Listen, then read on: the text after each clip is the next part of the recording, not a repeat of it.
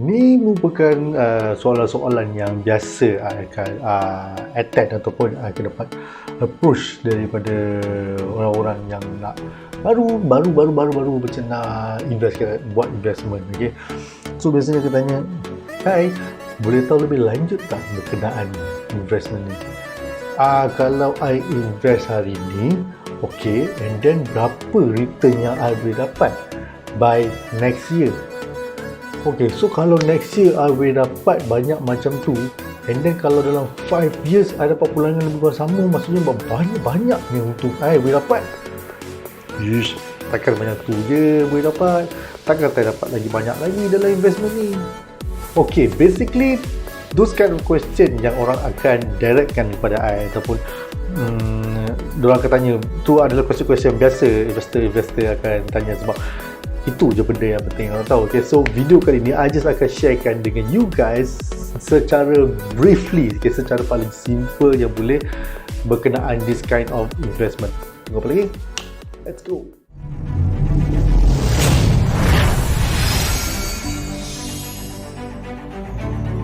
Hello. Assalamualaikum semua. Selamat datang kepada Saving and Investing Educational TV. Okay, so I tahu memang ada lama sangat tak upload any videos. Okay, so lately memang a bit busy. I ada attach dengan satu kerja, alright, dengan satu project.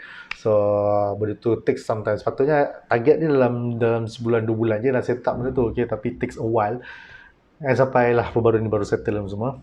So welcome back, okay, and thank you kalau siapa yang masih setia dengan Saving and Investing Education TV, thank you very much. And siapa yang baru dalam channel ni, jangan lupa untuk klik subscribe and like and share kalau boleh, right?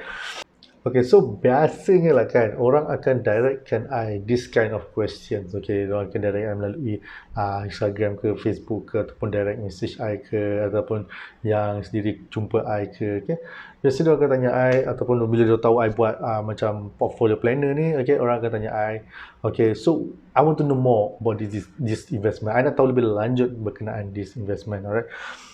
Okay, so dalam yang this kind of investment, kita nak concentrate lebih kepada unit trust investment scheme. Okay, so bila you invest ke dalam unit trust investment scheme, dalam unit trust ni ialah you mengubah you punya cash menjadi asset. Okay, you mengubah you punya cash jadi asset. You membeli share units holdings yang ada kat dalam dunia ni lah, dalam satu dunia ni. Kita pulang lah, you nak beli yang mana punya share units kan. Okay, so basically ialah itu secara simple.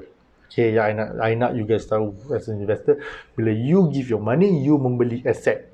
Alright, macam cakap tadi, investment ialah you mengubah sesuatu, you memberi sesuatu tu, you mengubah dia untuk menjadi satu pulangan kepada you. Okay, so you keluar cash untuk dapat share units yang you akan pegang. Share units holding. So you akan jadi shareholder kepada holdings yang you dah beli ni semua tadi. And the second question yang biasanya orang akan tanya juga ialah, kalau I invest kat dalam unit trust ni, berapa persen sebenarnya yang I boleh dapat tahun depan? First soalan dia ialah berapa persen dia boleh dapat. Secondly dia tanya tahun depan. I akan come outkan this 3 kind of questions yang penting yang you guys kena jawab I dulu sebelum I jawab you guys punya soalan. Firstly, I nak tanya dengan you ialah, how much is your reserve yang you nak place into this kind of investment? Secondly, I akan tanya juga, alright, berapa lama yang you boleh simpan atau you boleh stay invested into this kind of investment? Okay, question number 3, soalan ketiga I akan tanya ialah, okay, apa investment goals you? Okay, bila you letak you punya investment kat sini, berapa yang you nak sebenarnya? Berapa pulangan yang you target you nak dapat sebenarnya? Okay, so you answer me these 3 question, you jawab I 3 soalan ni, baru I boleh jawab you punya question tadi. Okay, sebab kenapa? Okay, sebab kenapa? Bila you nak invest kat dalam unit trust ni, biasanya eja kat luar sana ataupun consultant luar sana ke, financial advisor sana ke, biasanya, okay, ini normal, bukan I saja create, tapi memang ni I yang dapat jawapan-jawapan ini daripada diorang sendirilah. Okay, biasanya kadang-kadang ada orang-orang ejen ni approach I, Okay, and then dia cakap, dia daripada unit trust, daripada company, bla bla bla bla. Okay, so I tanya dia, oh okay, so I akan keluarkan soalan macam ni yang I selalu dapat. I akan tanya soalan sebab I nak tahu juga macam ni diorang jawab kan, sebab I pun macam curious juga. So bila I tanya diorang, berapa kalau okay, contoh I ada satu investment, and then kalau I invest berapa I boleh dapat? I was surprised. Diorang berani cakap, okay, diorang berani cakap kalau you invest, you ada potential you boleh dapat dalam 10 to 15%, 10 ke 15% setahun. Kita cakap, oh okay, banyak juga tu. Banyak lah kan, 10 ke 15%, iaitu lebih pada ESB, lebih pada Kerabu Haji, lebih pada KWSP, lebih pada FD semua, memang banyak lah. Alright. Lepas tu tanya dia, oh okay, so setahun dapat dalam kata contoh lah, ambil paling rendah 10%. Okay, so contoh yang letak dalam 5 years. Okay, letak 5 years, maksudnya dia akan compound setiap tahun tu 10%, 10%. Macam, banyak kan boleh dapat. Lepas tu dia akan accept lah, macam yes, betul, yes Mr. Aizat, kalau you invest macam ni dalam 5 tahun, you ada potential untuk dapat bla bla bla bla bla macam ni apa semua kan. Cakap, wow, okay, alright. Saya good. So tetapi yang you guys tak tahu, kebanyakan orang tak tahu, okay, bila you cerita dengan I, okay, kalau orang tanya I, dia dapat 10 to 15% setahun profit, you guys kena tahu juga, okay, bila you aim ataupun you target nak dapat 10 to 15% return setahun, are you prepared untuk lose 10 to 15% setahun? So kalau you nak invest, kalau you, biasanya orang akan fikir pasal, orang biasa as investor lah kan, telinga dia nak dengar je lah macam, oh okay, kalau aku letak 10,000, okay, tahun depan aku dapat banyak ni. Wah, aku letak 5 tahun, dia akan berkembang lagi banyak.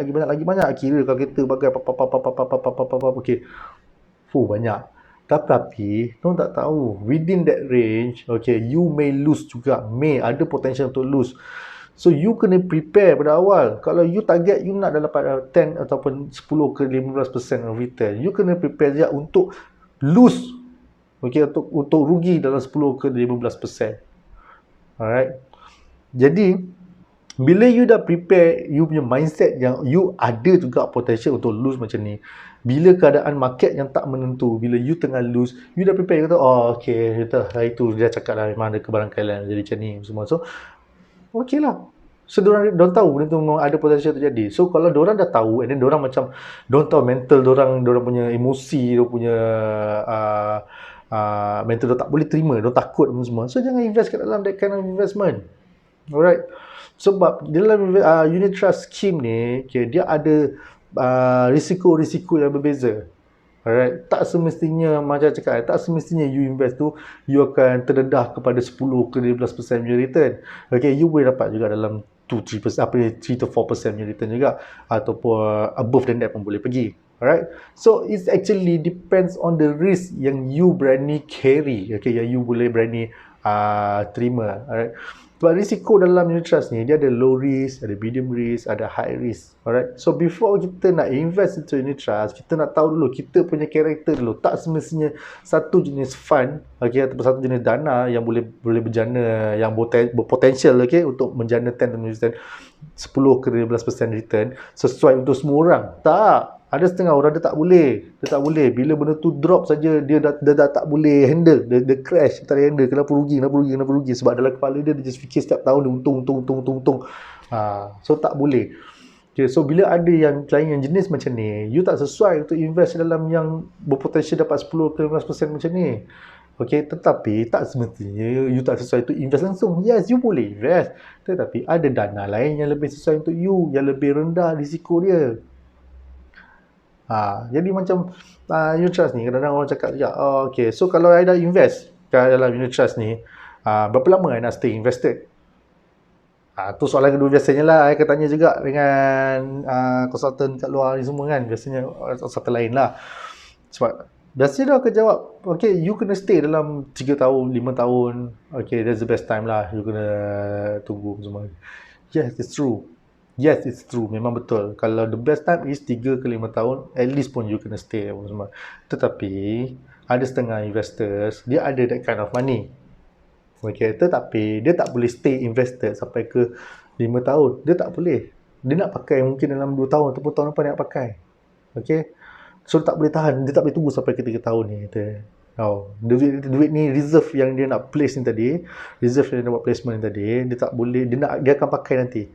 So, ada ni dana atau ada fund lain yang sesuai untuk investors macam ni, yang mana selepas 6 bulan ke, okay, selepas tahun ke, you nak pakai pada duit you, yes, you boleh pakai pada duit you dengan siap ada profit lagi apa semua. Ada. Bukan tak ada. Orang kata benda ni untuk medium to long term saja. Tak, short term pun ada. Tetapi itulah dia. Ada dana dia berbeza-beza. Ada fund yang berbeza-beza. Kat dalam Malaysia ni ada lebih pada 600 dana yang ada dalam Malaysia ni. Semua ni carry different risk. Dia membawa risiko-risiko berbeza. So macam biasa, low risk, low return. High risk, high return. Benda biasa. So, are you prepared untuk yang mana? You punya mental situation you tu, and then you punya capacity untuk invest time allocation you tu, okay, you capable untuk bahagian yang mana? Right, so benda tu yang you kena tahu. Okay, thirdly tadi kan yang tadi cakap pasal apa tadi, soalan yang tanya tadi, okay, kalau I invest banyak ni macam mana ni untuk beberapa tahun, okay, lepas tu I akan tanya you, okay, berapa yang you nak in the end of it. Okay, contoh tadi untuk retirement. Okay, I memang duit ni simpanan I buat investment ni untuk retirement. So I boleh tahan lah investment ni sehingga ke 30 tahun I boleh stay invested. Okay, ngam. Tapi nak tahu sekarang ni, bila you nak retire tadi ni, berapa, you dah tahu tak berapa yang you perlukan untuk you punya retirement? Contoh, bila I retire, I perlu 1.5 million. So dalam 3 tahun ni, dalam masa 30 tahun nanti, I punya investment ni, I nak 1.5 million sebenarnya untuk I punya retirement. Okay, tu kalau yang tahulah. Okay, kebanyakannya bila saya tanya orang tak tahu pun mereka dia perlukan untuk retirement. Okay, dia ada calculation dia macam mana nak kira untuk you punya retirement nanti. Okay, so kata contohlah dia tahu. Okay, I nak retire, I nak ada 1.5 million Azad. So, tapi dia letak 10,000 je. So, macam mana? Tak boleh. Okay, so dia ada calculation dia macam mana, ada plan dia macam mana untuk you capai 1.5 million. So, bila you provide me this 3 question yang I bagi ni tadi, you provide me these answers, okay, baru I boleh jawab all the question dekat you tadi. Kalau you nak tengok jenis-jenis program macam tu atau apa-apa, you boleh je visit to the website, okay, www.investunittrust.com. Dekat situ kalau you scroll kat bawah ada program yang biasanya orang perlu ada. Okay, plan program yang orang perlu ada. So you boleh just go through kat situ, and then you just boleh fill in kat situ, ataupun you just direct contact daripada situ. I nak tahu juga actually you all faham ke tak, sebab I ni terlampau details. I go terlalu deep into this kind of things. Okay, sebab I portfolio planner. I biasanya kalau I buka buku untuk I punya klien memang sangat deep. Alright, so I cuba try untuk explain secara simple yang boleh. Okay, so in case I nak tahu sama ada you faham ke tak, boleh tak you just cuba try komen kat bawah. Okay, just cuba komen. Okay, contoh je lah. Okay, tak payahlah betul-betul nak buat. Kalau betul-betul nak buat lagi bagus. Tapi I mean like apa yang you perlu buat ni lah kan. Tapi kalau you just nak bagi contoh, sebab I nak tahu you guys faham ke tak, you just bagi tahu. Okay, you cuba bagi satu skrip macam ni. Okay, Aizat, I nak invest berapa X amount of money. Okay, untuk tempoh berapa tahun, suka you, sebab ini adalah duit untuk I punya anak, adalah duit untuk I punya retirement. Okay, so that by the time I nak pakai duit tu, I perlukan jumlah sebanyak macam ni, ataupun berapa jumlah yang sesuai untuk pada ketika I nak pakai duit tu nanti, untuk apa-apa yang nak buat tu lah. Okay, kalau you guys boleh komen kat bawah, okay, at least I tahulah yang I explain ni sebenarnya you faham ke, tak faham ke, right? Ataupun just cakap lah faham kat bawah pun okay juga kalau faham, and kalau pun okay juga kalau just boleh klik subscribe kat bawah. Okay, and then jangan lupa untuk like sekiranya video ni dapat membuahkan hasil ataupun memberi satu info baru kepada you guys, dan jangan lupa juga untuk klik butang loceng itu supaya you guys akan dapat notification sekiranya saya share lagi video-video baru seperti macam ni. Alright, so thank you very much for your time. Kepada siapa yang stay untuk tengok this video sampai ke sekarang ni, alright, thank you very much. So jangan lupa untuk bagi feedback, okay, about this video. Alright, thank you very much. So see you, jumpa on the next video. Assalamualaikum, bye bye.